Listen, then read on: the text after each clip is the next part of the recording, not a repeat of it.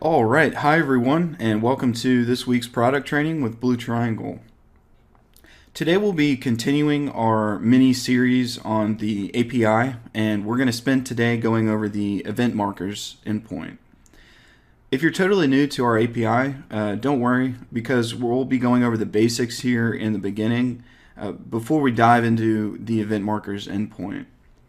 So today we'll be going through what event markers are in Blue Triangle, how to configure them both manually and via the API, and we'll walk through some API request examples to give you a better understanding.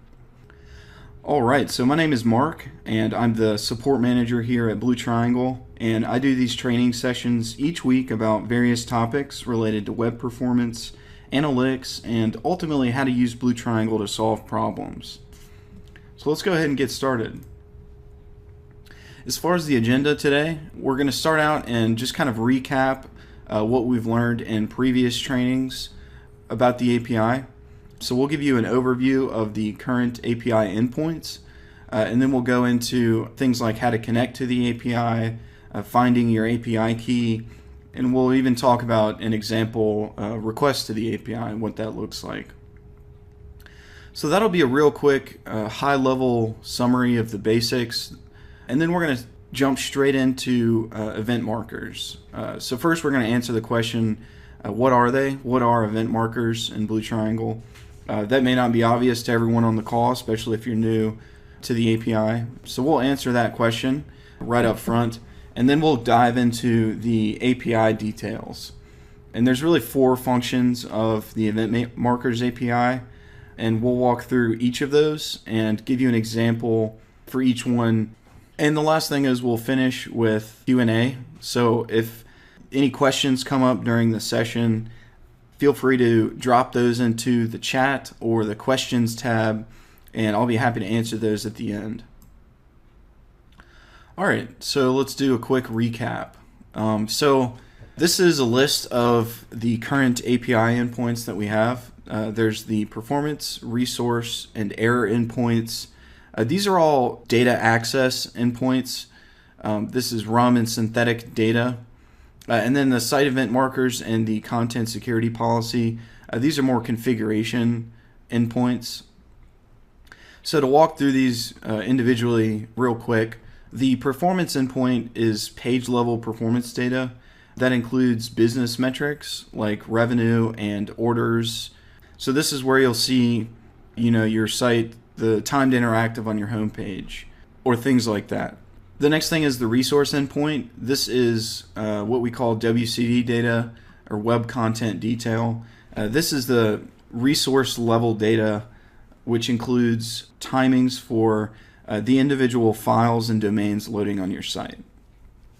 The next one is the error endpoint, and we just did a training on this last week, so if you joined us for that, everything I've mentioned so far is you probably already know. I'll be going through this real quickly in the beginning, and then we'll jump into the site event markers. So just to summarize, the error endpoint contains JavaScript error data. It also contains things like XHR errors and fetch errors, CSP violations, and things like that. Now, the site event markers, which we'll be discussing today, this endpoint allows you to view, configure, and even update event markers in Blue Triangle. And we'll be getting into what they are and how they work and etc. here shortly. And finally, the content security policy endpoint, pretty straightforward. You're able to pull the currently configured CSPs for your site, given some URL parameters, right? All right, so real quick first here, how do you access the documentation for the API? You can do that by clicking the question mark icon in the top right of Blue Triangle and go to the Help Center. When you get to the Help Center, there's a big button for documentation, and when you're inside of that, you'll see a subsection for API documentation. And what you'll see is a separate article for each API endpoint. So depending on what you are interested in learning about, you'll be able to see the details for each endpoint broken out by article. All right, so if you're totally new to the API and you've never even connected to it before, there are two important headers you're going to need to set. This goes for any of the endpoints that you're connecting to. You'll need to set both of these headers, and those headers are the XAPI email and the XAPI key. So these are both your email address in your Blue Triangle profile, and your API key also comes from your Blue Triangle profile. And I'll show you how to access that here in a second. This example is doing a post to api.bluetriangletech/performance, which is our performance endpoint. This is just an example of what Postman looks like, configured to send a request to our API. Postman is an API testing tool, and we find it's a great tool to use for just simple requests to the API and manual API testing. You can connect to the API however you feel most comfortable, whether it's programmatically or with something like curl or any other sort of HTTP request method. One last important point on this slide, the email addresses and API keys are case sensitive, so be sure to copy and paste and make sure that they're the same. All right, so how do you find your API key? Inside of Blue Triangle, the icon at the very far right in the top of the page is your profile. If you just drop that down and click on View Profile, one of the data fields here in the table is going to be your API key. This is unique to your profile, and it'll give you access to the API. All right, so this is Postman configured for a request to our API. There's a lot of things going on here, and I'll just walk through it quickly. So we're doing a post to api.bluetriangletech.com/performance. This particular request requires a post, and any post or put to our API is going to require a JSON body. And to configure that in Postman, you're going to choose raw here in the body tab, and then you're going to go over to this drop down and choose JSON. Now we're assuming we already have our headers set appropriately over here in the headers tab. And another thing you'll notice is when you set JSON as the content type, the content type header is going to be automatically set for you. And the response, all responses from the API, you'll notice are going to be JSON format as well. All right, so if this looks a little confusing to you, that's okay. We're going to take a step back and talk about the event markers, and then we're going to walk through the event markers API endpoint and talk about the different ways that you're able to make requests to that endpoint. All right, so first of all, what are event markers? Event markers are annotations on your trended graphs in Blue Triangle, and they're designed to mark significant site changes or outages, including sales and promotion periods, or even any content changes on your site. In the picture here, we're looking at a graph that has a handful of event markers. There's one over here to the left that's marking a network error issue. That was immediately followed by a spike in performance. And then over to the right, we have the Black Friday period and the Cyber Monday period. Now, you'll notice site event markers can be either a single point in time or a time range. And when it's a time range, you'll see these little flags here marking the start and end. All right, and so really the idea of event markers is to give context for changes in the graph. So this could be, spikes in performance. Here we're looking at increase in page volume. This blue shaded region represents page views. So we can see Thanksgiving, the day before Black Friday here, was high in page views, followed by a Black Friday, and then Cyber Monday was kind of like another peak in page views as well. So this could be anything, though. This could be revenue. This could be conversion rate, even availability, and other things. Now, the event markers are not just an API. You can actually configure these things manually inside of Blue Triangle. And you can do that by opening up the settings icon. It's up here in the top right of the Blue Triangle portal. And if you go into the other section, you'll be able to go to the event markers, and that'll take you to a page that is a table of currently configured event markers for your site. And you're able to create an event marker, and that create event marker screen looks like this screenshot here.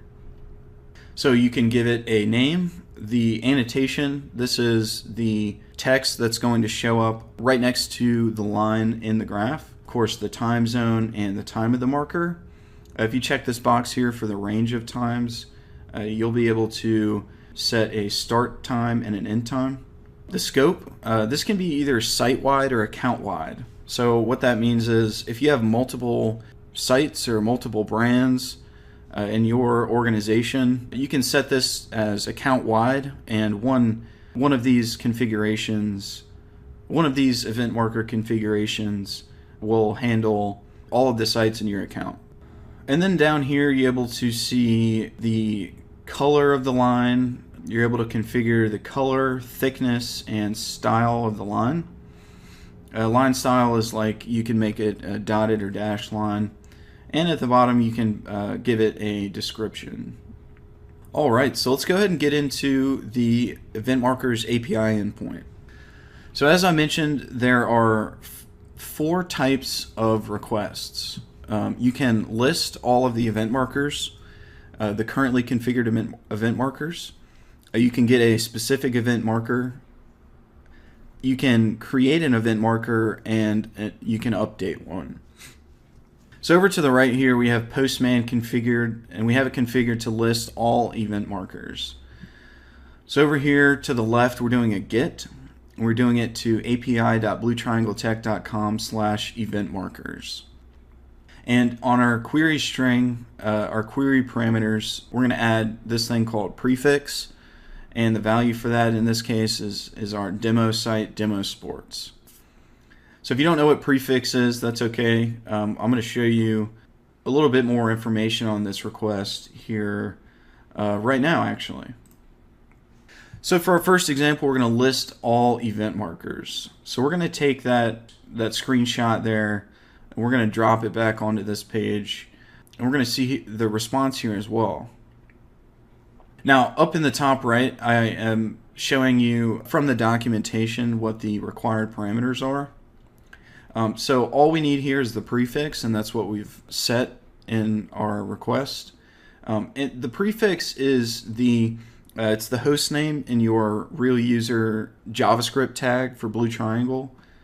So this would be demosports.bttag.com/btt.js, for example.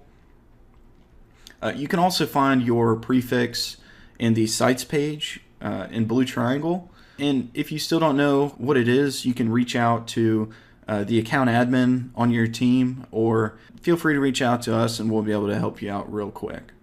All right, so the response here, we're going to get a list of all of the event markers currently configured. So this is a JSON array, and each element contains all of the details for each individual event marker. All right, for our second example, we're going to get a specific event marker. So this is what that looks like.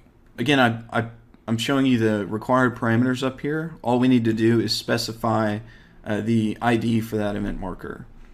Now, given the details in our last request, we'll be able to see the ID for each of our available event markers. So we're just going to grab one of those and drop it into an ID parameter on the query string, and we're going to go ahead and click send, and we're going to get back the same format as before. We're going to get an array, and this is just going to have one element, which is that ID, the event marker with that ID that we requested.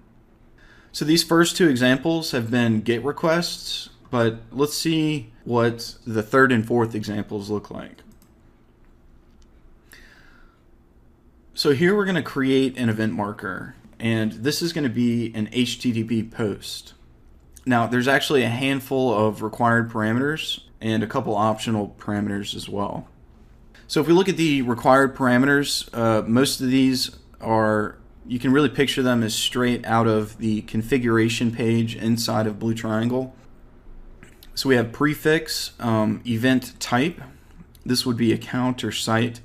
The event name, you can just give it a name. The annotation, this is what will show up next to the line in the graph. You can configure the line color. All the options are here. The line thickness, the line style, here are the available options for those. The event start, this will be the epoch time in seconds of when the event occurred. And if you wanted to add an end, you would specify event end here as an optional parameter. The time zone, that's the IANA format of time zone. I'll show you what that looks like in an example coming up here. So that's the required parameters, and for simplicity, these are all going to be in the string format, the string data type. So we're going to do a post of JSON data, just like we do with the error, resource, and performance endpoints, except these are going to be our parameters. So what does that look like? Here it is in Postman. So we're doing a post to api.bluetriangletech.com/event markers. We have our headers set for our email and API key. Our body here is, we chose raw, and we're doing a JSON content type. And we've built our JSON here, which with each of the required parameters. We have prefix, event type, event name. This is mark test from API event. It's a red normal solid line. It started on, this is December 1st, 2020 at 12 p.m. Eastern time. And so that time zone is America, New York _ And I went ahead and used one of those optional parameters. I'm going to give it a description. This is Mark's test from the API. So if you click send, what you should see in return is a 200 response, and the status should say success here. And that's when you know it worked. If you get any sort of error, double check that this is valid JSON format. You should also check that you have each of the required parameters. So those are two of the important things to double check if this request doesn't work properly for you. All right, so our last example here is we're going to update an event marker. So from the documentation, when you're updating an event marker, here are the required parameters and here are the optional parameters. All we need to specify, all that's required is the ID of the event marker and the site prefix, the prefix here. All of these optional parameters are, you only need to specify these if you'd like to change the current value. So the example I'm going to use here is we'd like to change the line color. In the previous example, I created the event marker as red. So let's say we'd like to change that to blue. So what would that look like? So here we have the request in Postman, and this, it's important to note, this is an HTTP put request. So we have put selected here, the event markers endpoint, we have our header set, the body is JSON, we have prefix and ID, which are the required parameters, and we're just going to change the line color from red to blue. So that's what that would look like. And here we have our response. It's the same as the last example. It's just going to give you a status of success. All right, guys. So thank you everyone for your time. I really appreciate you hanging around for this training. And I'm going to pause now and see if there's any questions I can help answer for you guys. All right. It looks like we don't have any questions. Otherwise, that's all we have for you guys today. Thank you so much for your time. And if you do have any questions, we're happy to speak with you offline. So feel free to reach out to us anytime. You can use any of the emails on the screen here, and you can also submit a request or a question in our help center at help.bluetriangle.com. For more information about product trainings, like how to watch previous sessions and how to register for upcoming ones, again, be sure to check out our help center at help.bluetriangle.com. And when you're there, just click the big button for product training. All right, guys, that's all we had for you today. Thanks again for your time, and we look forward to seeing you next time. Have a great day.